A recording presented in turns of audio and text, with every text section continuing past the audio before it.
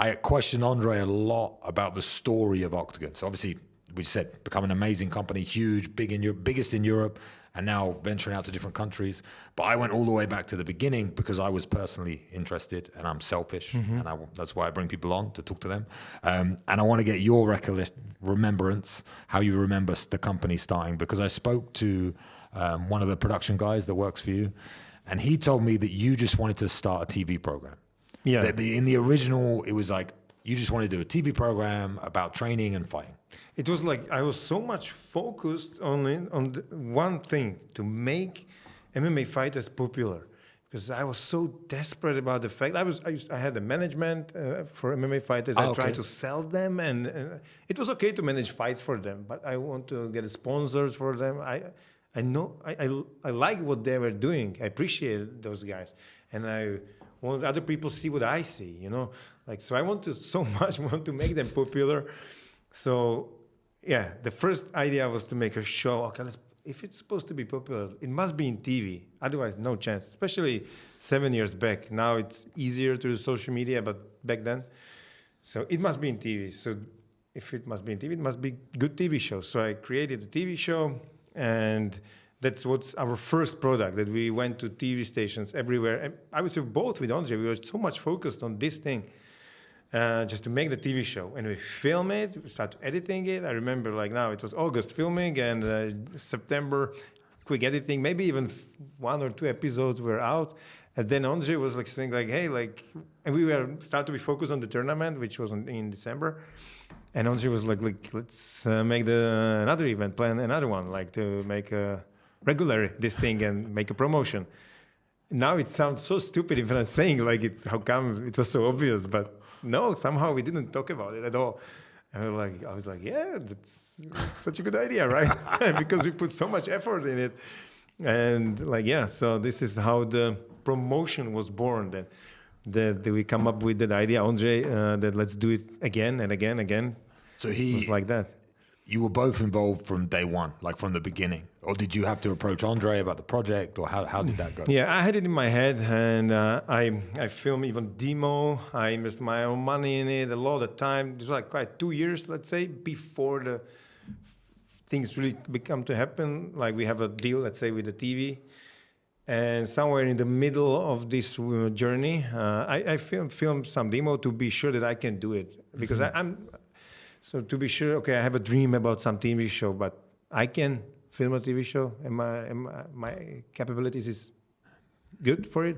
So if I saw I can do this, then because it was first video, I filmed the first documentary in Czechoslovakia about MMA, and it was good, popular. In that small bubble, a little bit outside of the bubble. So then I knew if we want to make something big, it must be Czechoslovakia, because we are like this in Czechoslovakia. We're doing everything together, like Superstar, X Factor, all the TV shows, Big Brother. It's always Czechoslovak because we understand each other so well. So I approached Andre because what I was doing, trying to promote fighters, make them popular, he was doing the same thing in Czechia, filming content, trying to make it. I'm not sure if he has his podcast at that time, but definitely he was doing this and commentating sports since forever, and since '99.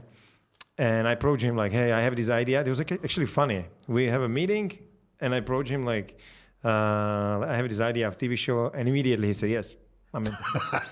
And I didn't know. I don't know if I can say this, but yeah, whatever.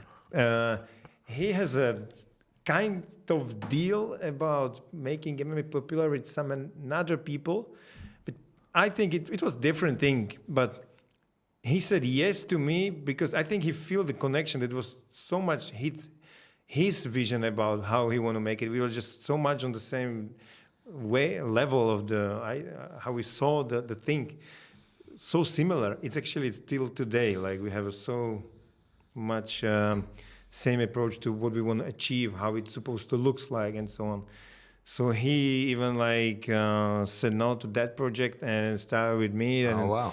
And and we immediately shake hands, become partners, and it was since then we are on the track. And for people that don't know, maybe are watching, Octagon just had its 51st show in Prague, the Game Changer, the End, the big finale and everything else, and the end of the year. So you've now done 51 events. How many of the TV show have you? How many TV shows have you done with that?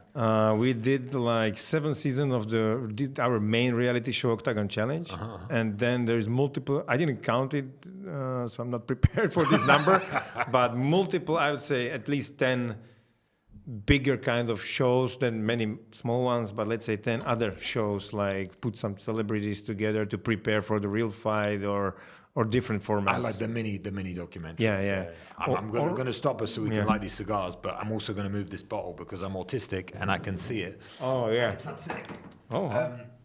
Yeah, watch out because that's a flamethrower. So Pavol decided to, as we're one of the only podcast studios in the world where you can smoke cigars, he decided to bring 2 cigars and gifted me this one. Apparently the best cigar in 2022. So thank you very much. Yeah, enjoy. Yeah, but you don't burn your eyebrows. So. Oh, this is a strong one. Oh my God.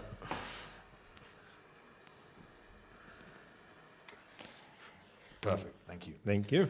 And so I should have spoken during while you're doing that. But also, most people know that I go to Romania and hang out with the Tate brothers and all that sort of stuff, and they love cigars, blah blah blah. And Tristan's got a $55,000 lighter, and it's cool, and it's a DuPont, and he's a G, and all the rest of it. But they use this. This is why I have this one. This is it's called a car, and this is first time I heard that this kind of lighters exist. And what you are saying, it's like you have a Rolex, but you are watching the time on your phone, right? Exactly, like, exactly. So yeah, we've got Rolex, but we watch the time on our phone. He's got a $55,000 DuPont, but he lights his cigars with this. So this is the industrial one. Cool. Yeah. I really like it, appreciate that this is allowed in this very unique podcast. I told you not to burn your eyebrows, but I think I just burned mine. Yeah.